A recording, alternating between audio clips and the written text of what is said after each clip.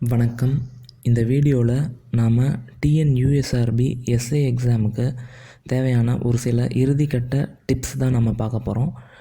இந்த வீடியோவில் நான் ஒரு சில புக் லிஸ்ட்டு இதெல்லாம் ஷேர் பண்ணியிருக்கேன்.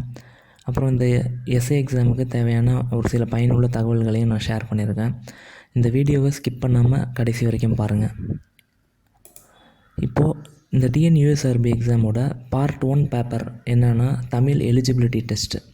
இந்த டெஸ்ட்டு வந்து ஒரு குவாலிஃபையிங் டெஸ்ட்டு, அதாவது அவுட் ஆஃப் 140 நாம் எடுக்கணும். இந்த டெஸ்ட்டுக்கு நாம் எப்படி தயாராகிறது அப்படின்னு பார்த்தோம்னா 6th to 10th வரைக்கும் இருக்கக்கூடிய தமிழ் சமச்சீர் கல்வி புத்தகத்தை நாம் படிச்சிருக்கணும். அப்புறம் அந்த சமச்சீர் கல்வி புக்ஸில் வந்து ஒரு சில பாயிண்ட்ஸ்லாம் பாக்ஸில் கொடுத்துருப்பாங்க. அந்த பாக்ஸில் எங்கெங்கெல்லாம் கொடுத்துருக்காங்களோ அதெல்லாம் ரொம்ப முக்கியமான பகுதிகள். இந்த தமிழ் எலிஜிபிலிட்டி டெஸ்ட்டை 3ஆக பிரிக்கிறாங்க. பகுதி ஆ வந்து இலக்கண பகுதி, பகுதி ஆ வந்து இலக்கிய பகுதி, பகுதி இ வந்து தமிழ் அறிஞர்களும் தமிழ் துண்டும் அப்படின்னு 3 பகுதிகளாக பிரிச்சிருக்காங்க.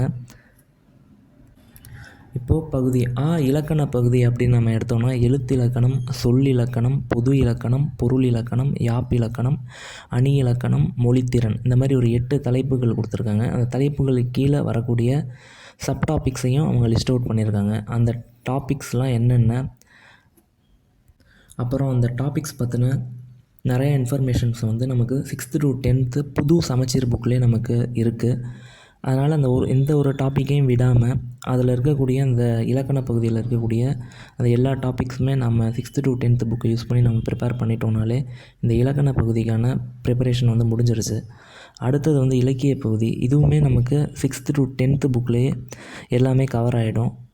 இதையும் நாம் ஒரு வாட்டி நல்லா தெளிவாக படிச்சிருக்கணும். அப்புறம் தமிழ் அறிஞர்களும் தமிழ் பண்பாடும், இதுக்கு வந்து நாம் வந்து 6th to 10th Tamil book, ஒரு சில டாபிக்ஸுக்கு 11th 12th தேவைப்படலாம். இதனால் 6th to 10th நம்ம பிரதானமாக படித்தாலே இந்த தமிழ் எலிஜிபிலிட்டி டெஸ்ட்டை வந்து நம்ம கிளியர் பண்ணிட முடியும். அப்புறம் இந்த தமிழ் எலிஜிபிலிட்டி டெஸ்ட்டுக்கு ஒரு மாடல் கொஷின் பேப்பர் ஒன்று ரிலீஸ் பண்ணியிருக்காங்க. அந்த மாடல் கொஷின் பேப்பரை டவுன்லோட் பண்ணி அதை ஒரு வாட்டி சால்வ் பண்ணி பார்த்தீங்கன்னா போதுமானதாக இருக்கும். இதை தாண்டி ஏதாச்சும் அடிஷ்னலாக தேவைப்பட்டுச்சுன்னா டிஎன்பிஎஸ்சியோட வெப்சைட்டில் போய்ட்டு ப்ரீவியஸ் இயர் கொஷின் பேப்பரை டவுன்லோட் பண்ணி படிச்சிங்கன்னா உங்களுக்கு அதுவே ஒரு நல்ல ஒரு சோர்ஸாக இருக்கும். இப்படி நம்ம படித்தாலே இந்த பார்ட் 1 தமிழ் எலிஜிபிலிட்டி டெஸ்ட்டை வந்து நம்மளால் கிளியர் பண்ண முடியும். நெக்ஸ்ட்டு வந்து பார்ட் 2ல் ஏ அப்படின்னு சொல்லப்படுற ஜென்ரல் நாலேஜ் பேப்பரை பற்றி நம்ம பார்க்க போகிறோம். இதில் வந்து எப்படின்னா 80 கேள்விகள் கேட்பாங்க. ஒரு கேள்விக்கும் அரை மதிப்பெண்கள். ஸோ 40 மதிப்பெண்கள் கொண்டது தான் இந்த part A general knowledge paper வந்து. இதுக்கு எப்படி நம்ம தயாராகலாம் அப்படின்னு பார்த்தோன்னா இதில் வந்து சயின்ஸ் இருக்கும், சோஷியல் இருக்கும், கரண்ட் அஃபேர்ஸ் இருக்கும், பாலிட்டி இருக்கும். இதெல்லாமே நம்ம எதில் கவர் பண்ணலாம் அப்படின்னு பார்த்தோம்னா ஒரே ஒரு புக்கு தான், அரிஹண்ட் புக் ஜென்ரல் நாலேஜ் அப்படின்னு ஒரு புக் இருக்குது. அந்த புக்கை நாம் ஃபுல்லாக நம்ம படிச்சிட்டோம்னாலே இந்த பேப்பரை பற்றி நம்ம பயப்பட தேவையில்லை. அதிலே ஜென்ரல் நாலேஜ் அப்படின்னு சொல்லிட்டு பின்னாடி கடைசி ஒரு 40 பக்கங்கள் இருக்கும். அது ரொம்ப ரொம்ப முக்கியமான ஒரு பார்ட்டு. இதை படித்து முடிச்சுட்டு கொஞ்சம் அடிஷ்னலாக உங்களுக்கு தகவல்கள் தேவை அப்படின்னா நீங்கள் 6th to 10th சமச்சீர் கல்வி சயின்ஸு சோஷியல் புக்கை வந்து நீங்கள் பார்க்கலாம். இது ரெண்டில் ஏதாச்சும் ஒன்று. என்னை கேட்டால் அரிஹண்ட் புக்கை ஃபுல்லாக படித்தாலே இந்த ஜென்ரல் நாலேஜ் பேப்பரை நம்மளால் ஈஸியாக அணுக முடியும்னு தான் நான் சொல்லுவேன். இது இல்லாமல் கரண்ட் அஃபேர்ஸ் செக்ஷன் ரொம்ப முக்கியமான ஒரு செக்ஷன் ஜென்ரல் நாலேஜை பொறுத்த வரைக்கும். இந்த கரண்ட் அஃபேர்ஸுக்கு நம்ம கடைசி 6 மாதத்துக்கான கரண்ட் அஃபேர்ஸை நமக்கு வந்து தெரிஞ்சிருக்கணும். இந்த கரண்ட் அஃபேர்ஸ்க்கு நியூஸ் பேப்பர் டெய்லி படிக்காதவங்க வந்து என்ன பண்ணணுன்னா தமிழ்நாடு கெரியர் சர்வீஸ் அப்படின்னு வந்து நம்ம தமிழக அரசோட ஒரு கவர்மெண்ட் வெப்சைட் ஒன்று இருக்குது. அந்த வெப்சைட்டில் போய்ட்டு ரிஜிஸ்டர் பண்ணிவிட்டு அதிலே வந்து கரண்ட் அஃபேர்ஸ் ஜூன் மந்த் வரைக்கும் அப்லோட் பண்ணியிருக்காங்க. இப்போது அதை வந்து நாம் ஒரு மந்த்துக்கான மந்த்லி கம்பைலேஷனாக இருக்கும் பிடிஎஃப்பில். அதை டவுன்லோட் பண்ணி அதை நாம் படித்தாலே இந்த கரண்ட் அஃபேர்ஸ் செக்ஷனில் நம்மளால் நல்லா ஸ்கோர் பண்ண முடியும். அந்த தமிழ்நாடு கெரியர் சர்வீஸ் அப்படின்றதுக்கான லிங்க்கை நான் டிஸ்கிரிப்ஷனில் கொடுக்குறேன். அதை ஆக்சஸ் பண்ணி இந்த கரண்ட் அஃபேர்ஸ் கடைசி 6 மாதத்துக்கு உள்ளதை டவுன்லோட் பண்ணி அதை படிச்சுக்கிங்க. நெக்ஸ்ட்டு வந்து பார்ட் பி வந்து சைக்காலஜி டெஸ்ட்டு அப்படின்னு சொல்லுவாங்க. அதில் வந்து பார்த்தோன்னா 60 கேள்விகள் கேட்பாங்க. முன்னாடி பார்த்தா ஜென்ரல் ஸ்டடீஸ் பேப்பர் மாதிரியே இந்த பேப்பருக்கும் ஒரு கேள்விக்கும் அரை மதிப்பெண்கள். ஸோ 60 கொஷினுக்கு நமக்கு 30 மார்க் வந்து இதில் நமக்கு கிடைக்கும். இந்த பேப்பரை நம்ம எப்படி ப்ரிப்பேர் பண்ணுறது அப்படின்னா, இந்த பேப்பருக்கான ஒரு முக்கியமான ஒரு சோர்ஸே ப்ரீவியஸ் இயர் கொஷின் பேப்பர் தான். அந்த ப்ரீவியஸ் இயர் கொஷின் பேப்பரை ஒரு 3-4 கொஷின் பேப்பரை எடுத்து அதை கொஞ்சம் நல்லா நம்ம அனலைஸ் பண்ணாலே கேள்வி எப்படி கேட்குறாங்க அப்படின்றது நமக்கு தெரிஞ்சிடும். இந்த பேப்பரில் 6 பார்ட் இருக்குது. ஒன்று கம்யூனிகேஷன் ஸ்கில் அப்படின்ற பார்ட். இது வந்து நமக்கு ஜென்ரல் இங்கிலீஷ் கிராமர் வச்சு வரக்கூடிய ஒரு தேர்வு இது.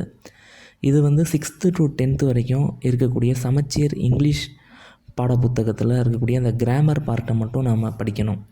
எப்படி கிராமர் பார்ட்டுனா இஃப் கிளாஸ், அப்புறம் degree of comparison, singular plural, அப்புறம் direct indirect speech, active voice, passive voice, இந்த மாதிரி, அப்புறம் ஆர்டிக்கிள், அப்புறம் ப்ரிப்போசிஷன், எரர் ஸ்பாட்டிங், ரொம்ப ஒரு பேசிக்கான விஷயங்கள் தான் இந்த கம்யூனிகேஷன் ஸ்கில்லில் இருக்கும்.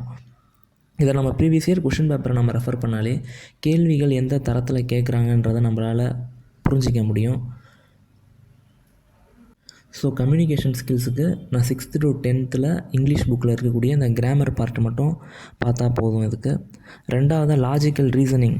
இதுக்கு வந்து ப்ரீவியஸ் இயர் கொஷின் பேப்பர், அப்புறம் மாடல் பேப்பர் TNUSRBயில் ரிலீஸ் பண்ணியிருக்கக்கூடிய அந்த மாடல் பேப்பர், இதை பார்த்தாலே ரீசனிங் செக்ஷனை நம்மளால் கிளியர் பண்ண முடியும். Next numerical analysis and mental ability.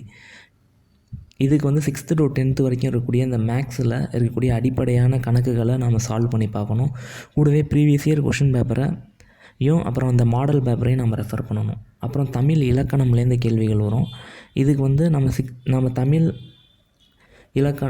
இலக்கண பகுதியை வந்து நாம் வந்து இந்த தகுதி தேர்வுக்கு தயாராகும் போதே நம்ம படிச்சிருப்போம். அதில் வரக்கூடிய அந்த இலக்கண பகுதி தான் இந்த பேப்பர்லேயுமே கேட்பாங்க. ஸோ 6th to 10th வரைக்கும் இருக்கக்கூடிய தமிழ் புக்கில் இருக்கக்கூடிய அந்த இலக்கண பகுதி தான் இந்த தமிழ் இலக்கண பகுதியில் வரும். அடுத்தது டேட்டா இன்டர்பிரட்டேஷன்.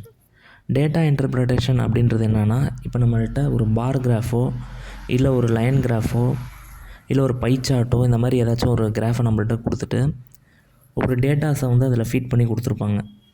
அந்த டேட்டாவை பயன்படுத்தி கீழே வந்து ஒரு 2-3 கொஷின் கேட்டிருப்பாங்க. ஃபார் எக்ஸாம்பிள், மேலே கொடுத்துருக்க கிராஃபில் எந்த டேட்டா வந்து அதிகமாக எந்த வருஷத்துக்கு இருக்குது அப்படின்ற மாதிரி கொஞ்சம் சிம்பிளாக இருக்கும் கேள்வி. அப்படி இல்லாட்டி பேசிக் அரித்மெட்டிக் ஆப்ரேஷன், ஃபார் எக்ஸாம்பிள் இந்த பர்சன்டேஜ், அப்புறம் ரேஷியோ ப்ரொபோர்ஷன் கான்செப்ட்டு, இந்த கான்செப்டை யூஸ் பண்ணி இந்த மேத்தமெட்டிக்கல் ஸ்கில்லை யூஸ் பண்ணி அந்த டிஏயை சால்வ் பண்ணுற மாதிரி இருக்கும். இதையுமே நமக்கு மாடல் கொஷின் பேப்பரில் அதற்கான எக்ஸாம்பிள் சம்ஸ்லாம் கொடுத்துருக்காங்க. அதெல்லாம் நம்ம சால்வ் பண்ணலாம். அப்புறம் கூகுளில் போய்ட்டு டேட்டா இன்டர்பிரிட்டேஷன் பேசிக் ப்ராப்ளம்ஸ் அப்படின்னு போட்டால் ஒரு பிடிஎஃப் ஒன்று டவுன்லோட் ஆகும். அதையும் நீங்கள் சால்வ் பண்ணி பார்க்கலாம் இந்த செக்ஷனுக்கு. இதெல்லாம் நம்ம பண்ணாலே இந்த TNUSRB SI எக்ஸாமை நம்மளால் ஈஸியாக கிளியர் பண்ண முடியும்.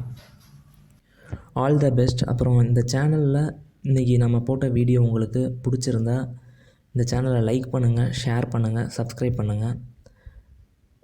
மேலும் அடுத்த ஒரு நல்ல ஒரு லெக்சரில் நம்ம மீட் பண்ணலாம். தேங்க்யூ.